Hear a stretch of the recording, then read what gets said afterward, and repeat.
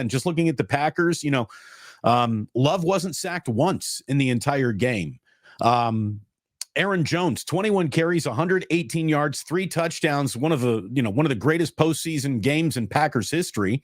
It really was for him. He was a little bit of a do everything back. Like you said, Romeo Doubs had a career high 151 yards, and they were on schedule all day in the first half. I mean, they were picking up chunk plays. You saw an awful lot of an offense that I think is reminiscent of what Kyle Shanahan and the 49ers do. Matt LaFleur was a student under Kyle Shanahan, and he's taken an awful lot of those principles to Green Bay with him. And this is a team, Larry, that started 2-5 this year. I mean, there was an awful lot of hand-wringing coming out of Wisconsin about the rough year it was about to be. Some smart Packers insiders, and I really do follow a couple of really smart Packers insiders who are not just like rah-rah Packers fans, but really, try to look at everything from a non-overreactionary standpoint. And the theme of their early season, again, because I grew up a Bears fan, so I'm always paying attention to the Packers, probably more than I should. Smart people in the room, Larry, kept on saying, yes, it's a bad start. Nobody wants to come out of the gate at 2-5, but it's a young football team. Anyone who had, any sort of, prognostication of the season kept on saying they'll be a second half team.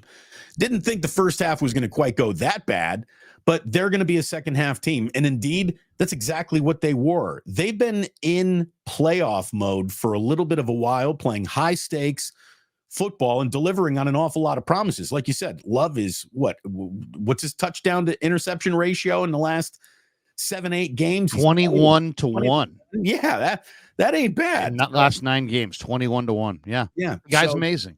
I mean, go ahead. No, I'm just saying the patience that was, part and parcel of this turning into a good year for the Packers turned out to be the key ingredient. Young teams need time to come together. And, you could make the argument that the Packers are ahead of schedule. Some might even say they're on schedule now. They look great. They absolutely look great. And it's not accidental. It really isn't. They're legitimate.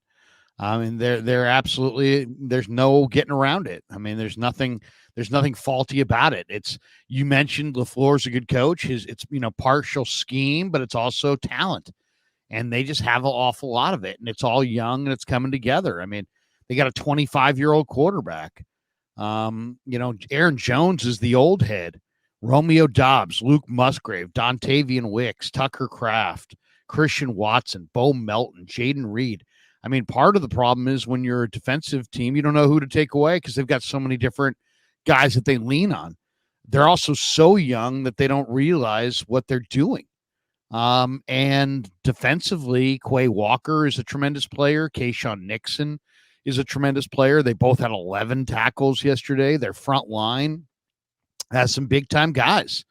And then Darnell Savage and Zaire Alexander on the back end. They've got Jair. He went down with a left ankle injury.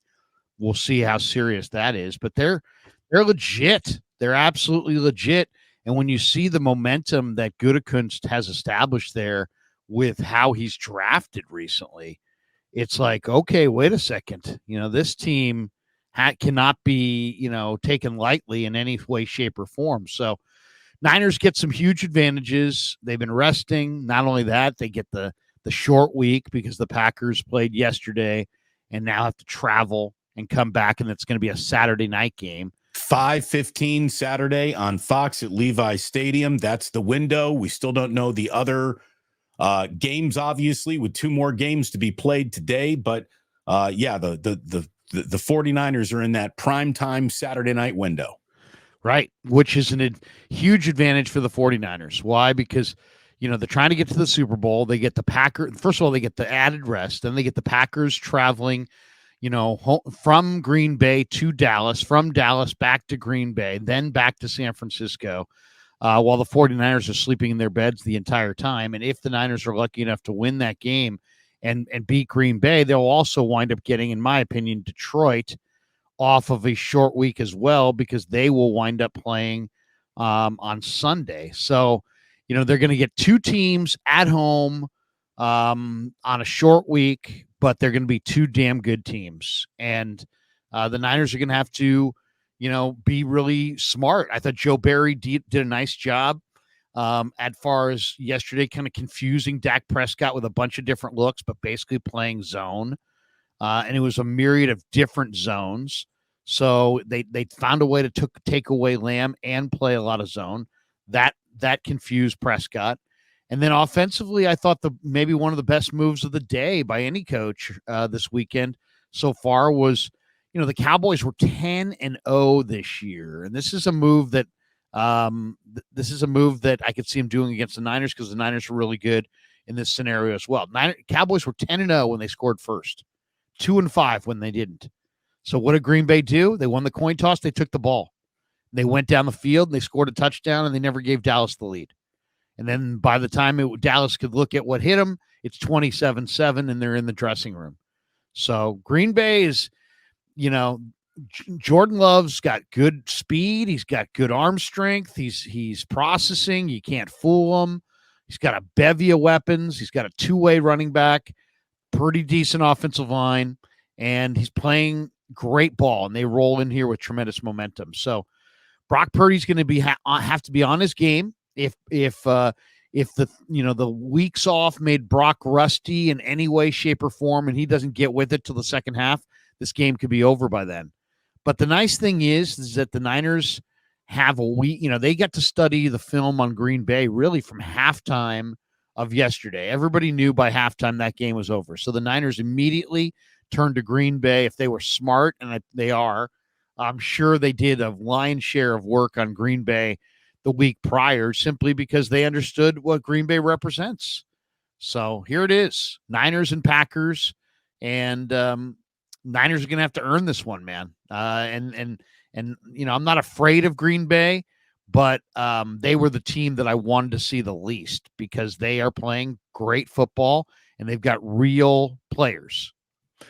It's going to be interesting. I will say this, though. No one is as bad as their worst day, and no one is as good as their best day. I've watched enough Packers this year to know that what you saw in Dallas yesterday is not the Green Bay Packers you always get. I mean, just a couple of weeks ago, they're a 17-9 win over the Bears, kind of biting their teeth to do it. They allowed 30 to the Carolina Panthers not even 3 weeks ago. So they still have a tendency to play down to their age, but when they're on one, they're definitely on one. And when a team lets go of the rope and just lets you pull on it as hard as possible, you saw what happened yesterday. And really lost in all of that was a really decent second half of the Cowboys, but they just dug themselves such a big hole they couldn't get out of it. We'll talk again about the Cowboys in just a minute. There's one other good thing that is absolutely, you're talking about the advantages that the 49ers have just in terms of kickoff and body clock, Larry. 89 snaps on that defense. Now, the Packers got to play some backups there, and that's why Dallas, had a pretty good fourth quarter, because, Green Bay's in let's start thinking about San Francisco mode at the end of that Dallas game. But the Packers aren't quite that good. There was an awful lot of laying down to die early in that game from Dallas that I think is part of the reason why the Packers are coming here looking like world beaters. If you're looking for the real Packer team, I don't think you saw it yesterday. And I don't think that's the 2-5 team that started the year either, but it's somewhere in between. And I do think the 49ers should be able to handle their business. As a matter of fact, I think the 49ers are going to beat the Green Bay Packers. I think they're going to beat them by 10 points. They're good. They're not great. They're definitely ahead of schedule. And you talk about a team that the Packers don't want to run into, I think it's the 49ers, because the Niners do know that coaching staff. They do know what LaFleur wants to accomplish. I think there's an awful lot of similarity in the way that the two teams play. So it's sort of like you're playing yourself.